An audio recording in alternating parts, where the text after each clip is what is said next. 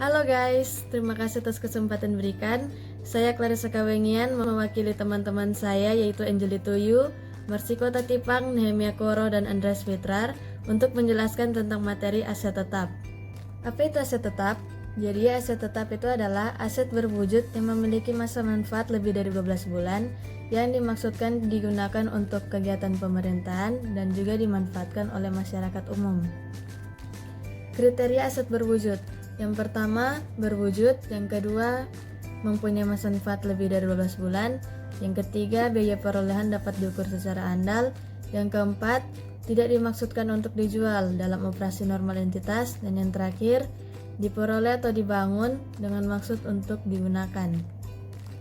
Klasifikasi aset tetap menurut PSAP nomor 7, yaitu tanah, peralatan dan mesin, gedung dan bangunan, jalan irigasi dan bangunan, aset tetap lainnya, dan yang terakhir konstruksi dalam pengerjaan.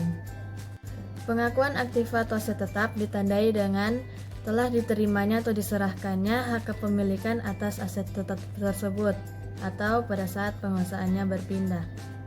Pengukuran aktiva tetap itu dinilai dengan biaya perolehan.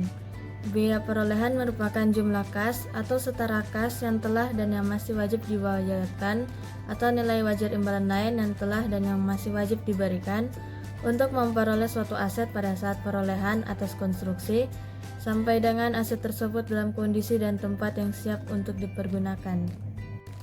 Apabila tidak memungkinkan menggunakan biaya perolehan, maka digunakan nilai wajar pada saat perolehan. Nilai wajar adalah nilai tukar aset atau penyelesaian kewajiban antar pihak yang memahami dan berkeinginan untuk melakukan transaksi wajar. Cara-cara perolehan aktiva tetap. Perolehan aktiva tetap dapat terjadi karena cara pembelian, yaitu pembayaran sekaligus, pembayaran termin atau lump sum, pertukaran aset, donasi, swakelola, dan lain sebagainya. Berikut merupakan contoh soal dari perolehan aset tetap dengan pembayaran sekaligus, yaitu tanggal 10 April 2015 PPKD menerbitkan SP2DLS untuk pembayaran pembelian tersebut. Berdasarkan hal tersebut, dicatat pelunasan hutang dan pengakuan belanja modal dengan jurnal utang belanja modal peralatan dan mesin sebesar 7 juta pada RK PPKD sebesar 7 juta. Dan jurnal yang kedua, belanja modal pengadaan printer sebesar 7 juta pada perubahan SHL sebesar 7 juta. Pengeluaran setelah perolehan. Pengeluaran setelah perolehan awal suatu aset tetap yang memperpanjang masa manfaat dalam bentuk kapasitas, mutu produksi, atau peningkatan standar kinerja harus ditambahkan pada nilai tercatat aset yang bersangkutan. Berikutnya itu konstruksi dalam pengerjaan (KDP).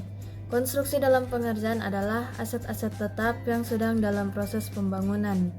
Pengakuan KDP. Suatu aset berwujud harus diakui sebagai konstruksi dalam pengerjaan jika 1. Besar kemungkinan bahwa manfaat ekonomi masih akan datang berkaitan dengan aset tersebut akan diperoleh.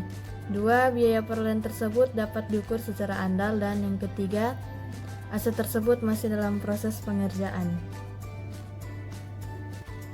Demikian penjelasan materi tentang aset tetap, semoga bermanfaat. Bye-bye, terima kasih.